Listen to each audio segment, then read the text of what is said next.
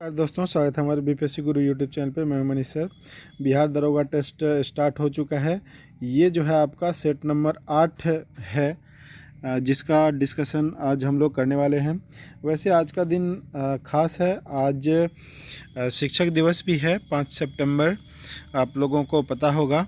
मैं आप सबों की उज्जवल भविष्य की कामना करता हूँ और हमेशा आपका साथ देता रहूँगा, चाहे जिस भी माध्यम से हो। ठीक है, तो चलिए आज का फर्स्ट क्वेश्चन को देखते हैं। शुरू में आपका करंट अफेयर दिया गया है और बाद में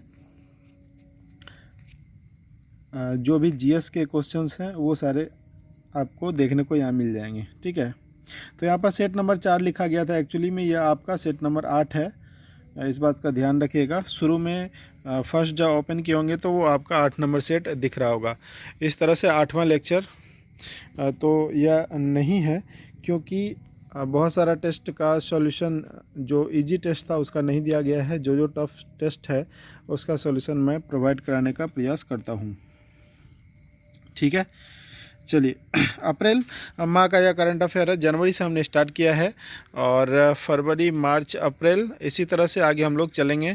जब तक एग्ज़ाम हो जाती है उसके आसपास तक के करंट अफेयर को हम लोग देखेंगे।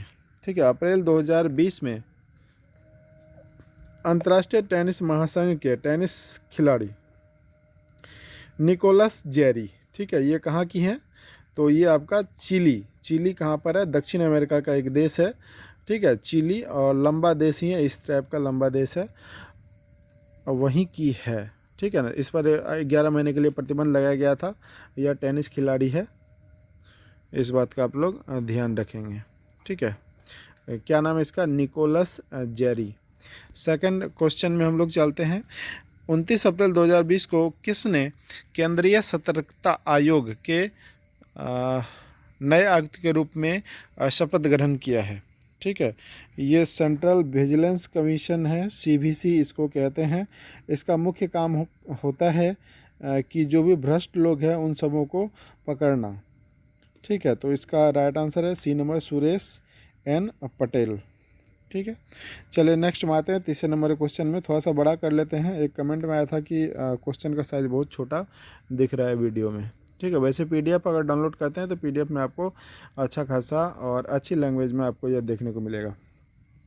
तीसरा नंबर में हाल ही में किसने बॉम्बे उच्च न्यायालय के नए मुख्य न्यायाधीश के रूप में शपथ लिया है? तो इसका राइट आंसर है बी नंबर, न्यायमूर्ति दीपांकर दत्ता ने। ठीक, नेक्स्ट चौथा नंबर क्वेश्चन में आते हैं हम लोग।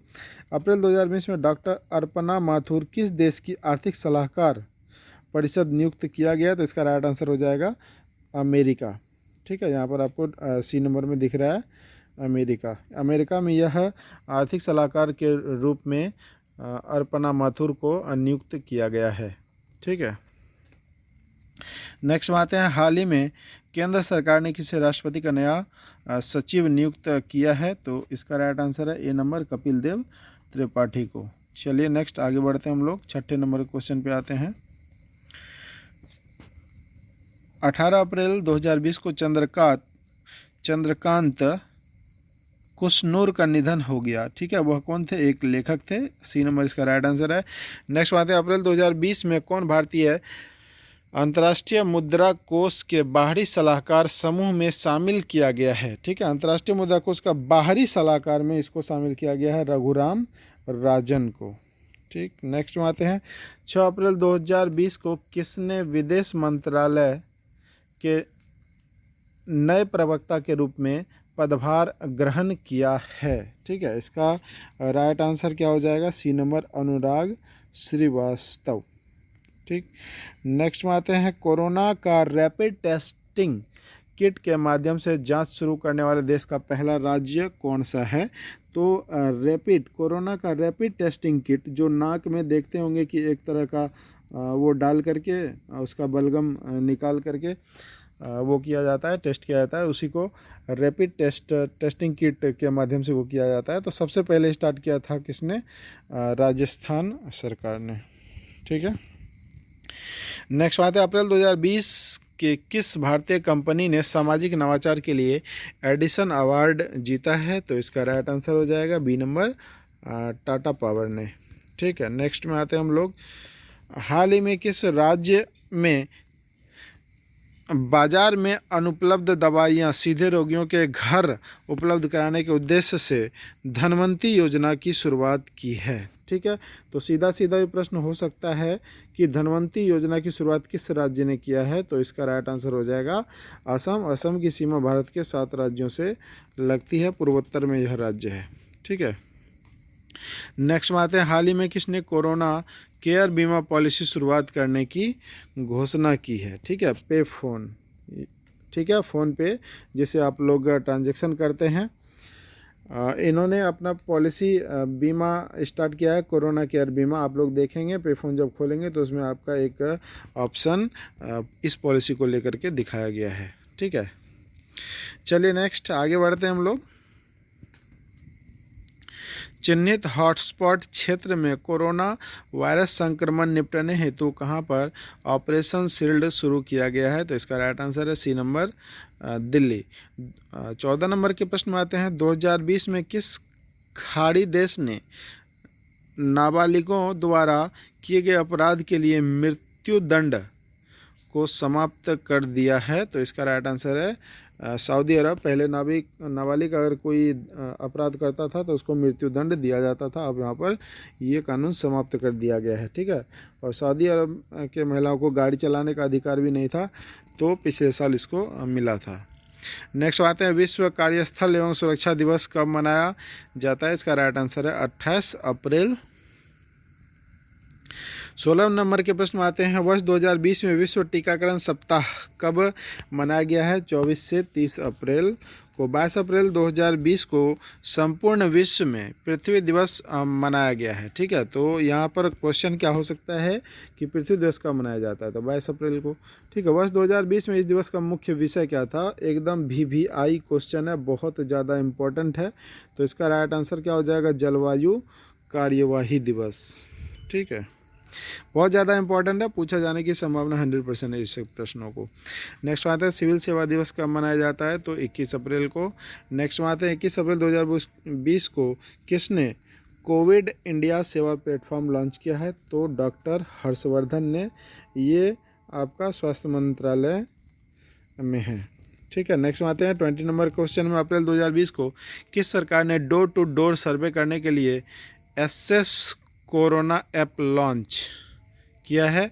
तो दिल्ली सरकार ने। चलिए नेक्स्ट आते हैं, भारतीय दलहन अनुसंधान केंद्र कहाँ पर अवस्थित है? इसका राइट आंसर हो जाएगा कानपुर। कानपुर में भारतीय दलहन केंद्र अवस्थित है। नेक्स्ट आते हैं, रामकृष्ण मिशन का गठन किसने किया था? देखिए 20 क्वेश्चन इसमें जो होता है वो आपका करंट अफेयर का होता है। कम से कम यह 50 से 60 सेट कम से कम चलेगा।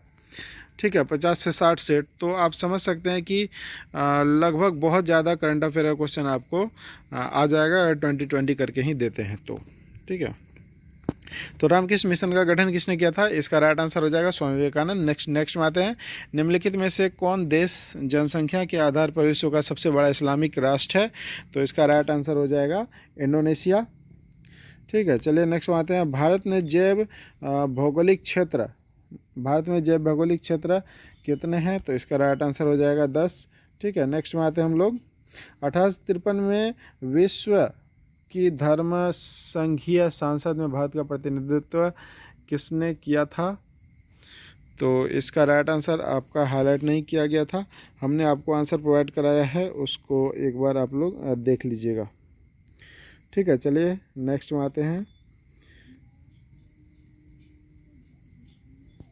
सत्यमेव जयते का अर्थ क्या है? इसमें आपका सत्य की विजय, सत्य की विजय इसका अर्थ होता है। लेप्चा किस राज्य के आरंभिक निवासी हैं? तो इसका राइट आंसर हो जाएगा आपका सिक्किम राज्य, यहाँ पर आपको देखने को मिलेगा। ठीक है, सिक्किम, लेप्चा जो जनजाति है वो सिक्किम की जनजाति है। नेक्स्ट बात है, फ्रांसीसी दक्कन के शक्ति स्थापित करने में असफल क्यों रहे थे? क्योंकि यहाँ पर अंग्रेज की फौज शक्तिशाली थे, इसीलिए फ्रांसीसी दक्कन वाले क्षेत्र में अपना वर्चस्व नहीं स्थापित कर पाए थे। नेक्स्ट बात है, भगवान महावीर का प्रथम शिष्य कौन था? तो इसका राइट आंसर हो जाएगा जमाली। ठीक ठीक है। सिंधु घाटी सभ्यता के लोग किस देवता की पूजा करते थे? तो शिव की पूजा करते थे। शिव का प्रमाण सिंधु घाटी सभ्यता से प्राप्त होता है। ठीक है। चलिए नेक्स्ट बात है, निम्नलिखित में से किसने अश्वमेध यज्ञ किया था? तो पुष्यमित्र ने अश्वमेध यज्ञ कराया था। निम्नलिखित गैस में से कौन सा प्रकाश संश्लेषण क्रिया के लिए आवश्यक है? तो जानते हैं कार्बन डाइऑक्साइड के बिना प्रकाश संश्लेषण की प्रक्रिया नहीं हो सकती है। तो इसका राइट आंसर बी नंबर हो जाएगा। बिहार में भवानी मंदिर क्रांतिकारी संस्थान की स्थापना किसने किया था? तो इसका राइट आंसर हो जाएगा सी नंबर, भूपेंद्र नाथ दत्त ने। डुरंड कप किस खेल से संबंधित है? तो इसका राइट आंसर हो जाएगा फुटबॉल। फुटबॉल बहुत बार प्रश्न पूछा भी गया है। ठीक है। नर्मदा नदी का उद्गम स्थल कौन सा है? तो इसका राइट आंसर हो जाएगा अमरकंटक पहाड़ियाँ। नर्मदा एक्चुअली जो इस तरह से भारत आपका दिखेगा, इधर से निकल के पश्चिम की तरफ जाती है। ये है आपका अरब सागर, यहीं पर जाकर के नर्मदा नदी मिलती है और यह आपका डेल्टा नहीं बनाती है, डेल्टा नहीं बनाती है। ठीक है ना। ये आपका बंगाली खाड़ी है और गोदावरी, कृष्णा वगैरह सब नदी जो है बंगाली खाड़ी में जाकर मिलती है और नर्मदा जो नदी है वो आपका अरब सागर में जाकर के मिलती है। यहाँ पर अमरकंटक की पहाड़ी है छत्तीसगढ़ राज्य में, वहीं से यह नदी निकलती है। चलिए नेक्स्ट आते हैं, भारत के त्रिस्तरीय पंचायती राज प्रणाली का प्रस्ताव किसने किया था? तो यह किया था बलवंत राय मेहता समिति ने। त्रिस्तरीय पंचायत में 3 स्तर होता है। सबसे ऊपर होता है जिला परिषद, ठीक है। उसके बाद होता है आपका ग्राम समिति जिसका प्रमुख होता है अध्यक्ष, ठीक है। और सबसे निचले स्तर में होता है मुखिया, ठीक है ना। सबसे निचले स्तर पे मुखिया होता है। तो कभी कभी यह भी प्रश्न पूछ लिया जाता है कि त्रिस्तरीय पंचायत में मध्य में कौन होता है? तो ग्राम समिति, या सबसे ऊपर कौन होता है? तो जिला परिषद, और सबसे नीचे कौन होता है? तो मुखिया। इस टाइप के प्रश्न भी बनते हैं। और सबसे पहली बार जो लागू किया गया था राजस्थान के नागौर जिला से यह प्रारंभ किया गया था। चलिए नेक्स्ट आते हैं, संवैधानिक प्रणाली के असफल हो जाने पर किसी राष्ट्र में राष्ट्रपति शासन संविधान के किस धारा के अंतर्गत लागू किया जाता है? तो राष्ट्रपति शासन आपका अनुच्छेद 356 में है। और राष्ट्रीय आपात जो है अनुच्छेद 352 में राष्ट्रीय आपात है, अनुच्छेद 356 में राष्ट्रपति शासन है और अनुच्छेद 360 में आपका राष्ट्रीय वित्तीय आपात का वर्णन किया गया है। भारत के संविधान में 3 प्रकार के आपात का वर्णन है जो राष्ट्रपति के अधीन है, राष्ट्रपति इसको लागू कर सकता है। ठीक है। नेक्स्ट बात है, नग्न आँखों से देखे जा सकने वाले कोषाणु का सबसे छोटा आकार क्या होता है? 100 माइक्रोन। ठीक है। प्रसिद्ध पुस्तक गीत गोविंद किसने लिखा था? तो यह जयदेव ने लिखा था, यहाँ पर आपको दिख रहा है। भारतीय कृषि क्षेत्र में सबसे अधिक उपज वाली किस्मों का कार्यक्रम कब शुरू किया गया था? इसका राइट आंसर है 1968 में। भूरी क्रांति किसे कहते हैं? खाद्यान्न उत्पादन, ठीक है, और शीतल पेयजल के उद्योगों का विकास, ठीक है, यह भूरी क्रांति का उद्देश्य है। क्रांति वाले चैप्टर में जाके देख लीजिएगा, हरित क्रांति, लाल क्रांति, गोल क्रांति, श्वेत क्रांति, बहुत सारे क्रांति दिए गए हैं। बीपीएससी ने पूछा था काली क्रांति के संबंध में। आप लोग कमेंट करके बताइए कि काली क्रांति किस चीज़ से संबंधित है। ठीक है। निम्न में कौन सी भाषा सरकार के द्वारा शास्त्रीय भाषा घोषित की गई है? तो इसका राइट आंसर है कन्नड़। ठीक है। नेक्स्ट बात है, दंपा बाघ आरक्षित क्षेत्र कहाँ है? इम्पोर्टेंट है, ये आपका मिजोरम राज्य में है, पूर्वोत्तर का राज्य है। नेक्स्ट बात है, निम्नलिखित में से भारतीय संविधान के किस सूची में भारत के राज्य और केंद्र शासित प्रदेश का नाम का उल्लेख मिलता है? तो यह आपका पहली अनुसूची में दिया गया है कि भारत राज्यों का संघ होगा और उसके केंद्र शासित प्रदेशों का उल्लेख किया गया है। ठीक है। संविधान के भाग 1 में और संविधान के प्रथम अनुसूची में। कुल अनुसूची की संख्या वर्तमान में 12 है, पहले 8 अनुसूची हुआ करता था। 9वां अनुसूची को प्रथम संविधान संशोधन 1951 में जोड़ा गया था। ठीक है। और 9वीं अनुसूची में किस चीज़ का उल्लेख है? आप कमेंट करके अवश्य हमको बताइए कि किस अनुसूची का उल्लेख किया गया है 9वीं अनुसूची में। ठीक। आप लोग एक लाइक अवश्य कीजिए इस वीडियो को, ताकि मैं रेगुलर रूप से वीडियो को बनाऊं और आप लोगों तक यह डिस्कशन अवश्य पहुंचाऊं। एक प्रश्न से अगर एक भी ज़्यादा प्रश्न आप सीख लेते हैं उसके माध्यम से, तो कहीं ना कहीं ये आपका बेनिफिट साबित होगा। चलिए नेक्स्ट आते हैं, भारत का राष्ट्रीय आदर्श वाक्य सत्यमेव जयते कहाँ से लिया गया है? तो ये आपका मुंडकोपनिषद से लिया गया है। नेक्स्ट आते हैं, प्रथम यूरोपीय देश का नाम बताए जिसने भारत के साथ व्यवसाय करने के लिए ज्वाइंट स्टॉक कंपनी की शुरुआत की है? तो यह है पुर्तगीज। चरक किसके प्रसिद्ध दरबारी चिकित्सक थे? चरक एक चिकित्सक थे। कभी कभी पूछ लिया जाता है चरक कौन थे? खगोल शास्त्री थे, चिकित्सक थे, क्या क्या थे? ठीक है, तो ये कनिष्क के दरबार में रहते थे। चलिए नेक्स्ट में आते हैं, कनिष्क किस वंश का राजा था? कमेंट करके आप लोग अवश्य बताइए, और उस राजवंश की राजधानी कहाँ पर थी वह भी कमेंट कीजिएगा। निम्नलिखित कथनों में कमेंट करने के लिए इसीलिए बोल देते हैं ताकि आपके माइंड पर जोड़ पड़े और ज़्यादा से ज़्यादा सोचें और प्रश्न का ज़्यादा से ज़्यादा आंसर करने का प्रयास करेंगे आप लोग। चलिए नेक्स्ट में आते हैं, निम्नलिखित कथनों में से कौन सही नहीं है? ठीक है, तो यहाँ पर सही नहीं है डी नंबर, क्योंकि यहाँ पर केसर का जो उत्पादन है वह केवल जम्मू एंड कश्मीर ही करता है। जम्मू और कश्मीर के अलावा कहीं पर भी केसर का उत्पादन नहीं होता है। ठीक है, चले नेक्स्ट अगले प्रश्न में आते हैं हम लोग। रामायण का अनुवाद फारसी में किसने किया था? इसका राइट आंसर है बदायूनी।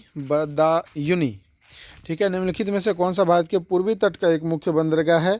तो विशाखापत्तनम आपका पूर्वी तट में है। ये जो आपका तट है यहाँ पर आपको आंध्र प्रदेश में विशाखापत्तनम देखने को मिलेगा, और भारत का यह सबसे गहरा बंदरगाह है।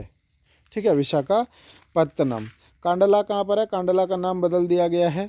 कांडला आपका गुजरात में बंदरगाह है। प्रथम सेज का दर्जा SEZ सेज का दर्जा प्राप्त करने वाला बंदरगाह था।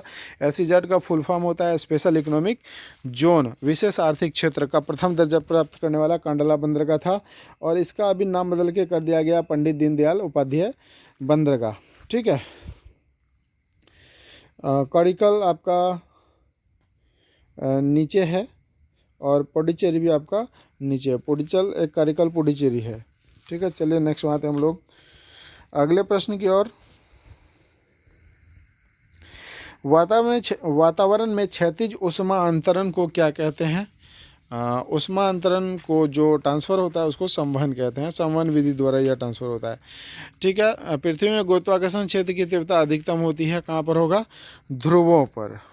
ठीक है, क्योंकि आप जानते हैं कि इस थोड़ा सा चिपटी हुई है पृथ्वी, ये आपका उत्तरी नॉर्थ पोल है, ये आपका साउथ पोल है। तो यहाँ पर जो मैग्नेटिक फोर्स है, यहाँ पर अगर कोई मैग्नेट रख देते हैं तो यहाँ की दूरी और यहाँ की दूरी देखिए काफ़ी अंतर है। यहाँ शॉर्ट है, यहाँ पर ज़्यादा दूर है। ठीक है, तो यहाँ पर कोई वस्तु रखेंगे ध्रुव पर तो ज़्यादा फोर्स के साथ ये खिंचाएगा, इस कारण से इसका राइट आंसर हो जाएगा ए नंबर। नेक्स्ट आते हैं, कार्बन की परमाणु संख्या कितनी है? तो 6 है। इसका अर्थ है कि कार्बन के अणु में 6 प्रोटॉन और 6 इलेक्ट्रॉन भी पाए जाते हैं। आप लोगों ने पढ़ा होगा 9th और 10th के बुक में। चलिए नेक्स्ट आते हैं, अणुओं की गति ऊर्जा का बढ़ता हुआ क्रम है ठोस, द्रव और गैस। चलिए नेक्स्ट आते हैं, किसी मृदा का pH मान उस विशेष मृदा की उपस्थिति का अम्लीय अंश को मापता है। ठीक है, तो pH स्केल में कहाँ तक रहता है लिखा हुआ? 14 तक लिखा हुआ रहता है, और जो न्यूट्रल होता है वो आपका 7 पे होता है। ठीक है, 7 से जैसे ही कम आएंगे तो अम्लीय दिखाएगा। चलिए नेक्स्ट में आते हैं, कार्बन का सर्वाधिक कठोर अपरूप होता है। इसका राइट आंसर हो जाएगा कौन सा? तो हीरा। ठीक है, इसका राइट आंसर क्या हो जाएगा? कार्बन का जो सर्वाधिक सबसे जो कठोर वाला रूप है वो कौन सा है? हीरा ही है। चलिए नेक्स्ट में आते हैं, वनस्पति की बनाने के लिए कौन सी गैस प्रयोग की जाती है? तो इसका हाइड्रोजन हो जाएगा आंसर, राइट आंसर। ठीक है, कठोर स्टील में कार्बन का प्रतिशत होता है 0.5 से 1.5 प्रतिशत के लगभग होता है। चलिए नेक्स्ट में आते हैं, शिशु पोषक बोतल तथा शीतल पेय बोतल सामान्यतः बनी होती है उच्च घनत्व वाली पॉलीथीन की। नेक्स्ट में आते हैं, एक्चुअली यहाँ पर ये प्रश्न क्यों दिया गया? क्योंकि अगर कमज़ोर घनत्व वाली बनाएंगे तो वो ज़्यादा पिघलने का चांसेस रहता है और हम लोग उसको चूसते रहते हैं, तो वह उसके अंश बॉडी के अंदर जा कर के ज़्यादा नुकसान पहुंचाएगा, कैंसर वगैरह सब होने का चांसेस बन जाता है। इसलिए उसका घनत्व काफ़ी उच्च होता है ताकि वो जल्दी से गले नहीं कितनों भी चूसने पर, ठीक है ना। नेक्स्ट बात है फिनाल का 1% विलयन है, ठीक है, विसंक्रमणी। चले नेक्स्ट में आते हैं हम लोग राइनिया और साइलोटम दोनों में सामान्य लक्षण पाए जाते हैं बीजाणुधानी के, ठीक है ना। नेक्स्ट बात है हम लोग, एक कोशिका 1024 कोशिकाओं से प्राप्त करने के लिए कितने समसूत्री विभाजन की आवश्यकता होती है, ठीक है, तो इसका राइट आंसर हो जाएगा 10। शरीर की वृद्धि व नई कोशिका के निर्माण के लिए सबसे आवश्यक पोषक तत्व कौन सा है, इसका राइट आंसर हो जाएगा C number, protein. Body maker इसको कहा जाता है, इसके बिना बॉडी का निर्माण नहीं हो सकता है। सुंदर सुडोल अगर बॉडी चाहिए तो प्रोटीन आपको लेना ही पड़ेगा। सबसे अधिक प्रोटीन किस चीज़ में पाया जाता है, कमेंट कीजिए जल्दी से, ठीक है। देखते हैं किसका राइट आंसर होता है, सबसे अधिक प्रोटीन किस चीज़ में पाया जाता है, ठीक है। देखते हैं कौन राइट आंसर कमेंट करते हैं आप लोग। चलिए नेक्स्ट बात है, उस पादप का चयन कीजिए जिसमें रंध्र दिन के समय में बंद रहते हैं। अपसेनिया। रंध्र होता है पौधे के जो पत्तियों में छिद्र होता है जिससे सांस लेता है, उसी को रंध्र कहते हैं, ठीक है ना। चलिए नेक्स्ट में आते हैं हम लोग, फेफड़े का मूल सामर्थ्य है अंतःश्वसन सामर्थ्य तथा कार्यात्मक अवशेष वायु का आयतन। निम्न में कौन सा जीव अमोनिया उत्सर्जित करता है, तो जलीय उभयचर, ठीक है ना, अमोनिया का उत्सर्जन करता है। और स्तनधारी जीव भी अमोनिया का उत्सर्जन करता है, जैसे हम लोग भी अमोनिया का निर्माण होता है हमारे बॉडी में, यूरिन के माध्यम से निकलता है। तो इसमें सी और ए दोनों डाउटफुल आंसर है, तो ज़्यादातर आंसर हमारे हिसाब से सी नंबर इसका आंसर होना चाहिए। चलिए नेक्स्ट में आते हैं, फिनाइल कीटोन्यूरिया का कारण है, ठीक है, तो इसका राइट आंसर है ए नंबर, फिनाइल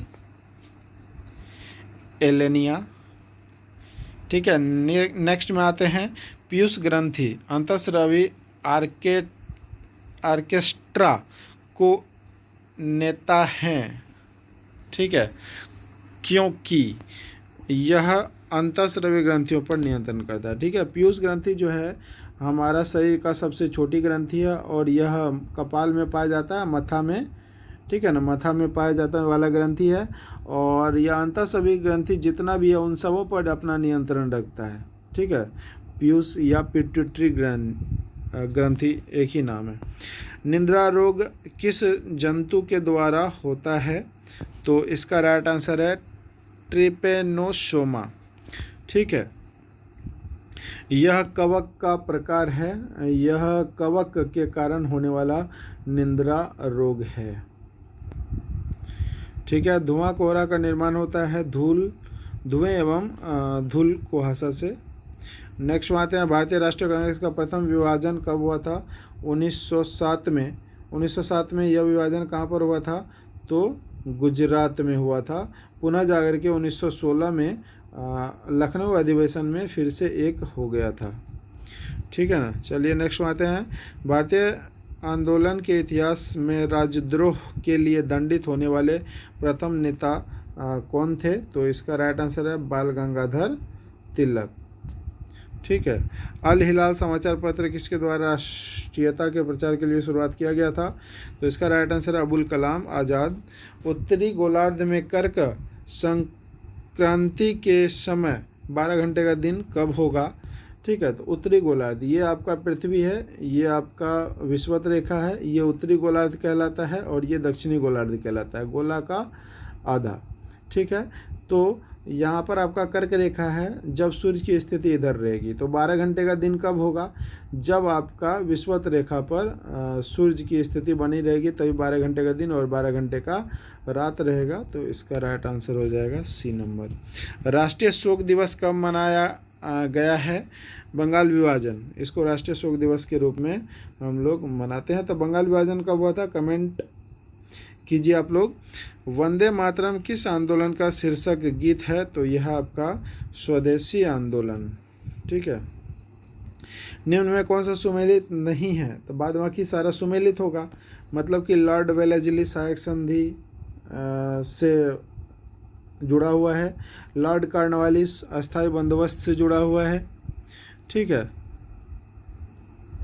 और यहाँ पर आपको देखिए लॉर्ड हेस्टिंग्स, ये आंग्ल मराठा युद्ध इसके समय नहीं हुआ था, ये आपका गलत है, बाद बाकी ये सब आपका सही है।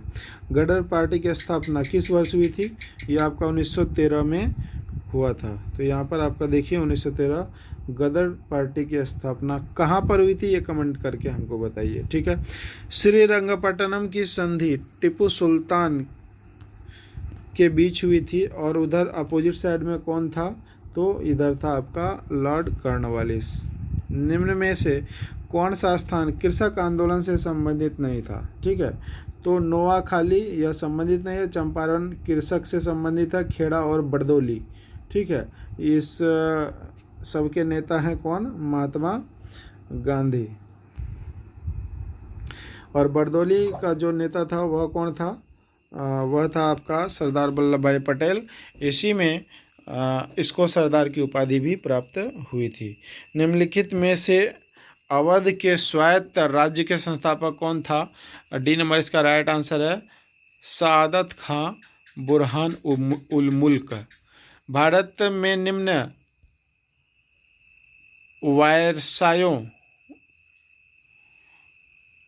वायसरायों में से किसे के काल में Indian penal code, civil procedure code और क्रिमिनल प्रोसीजर कोड पारित किया गया था, तो लॉर्ड कैनिंग के काल में यह सब हुआ था।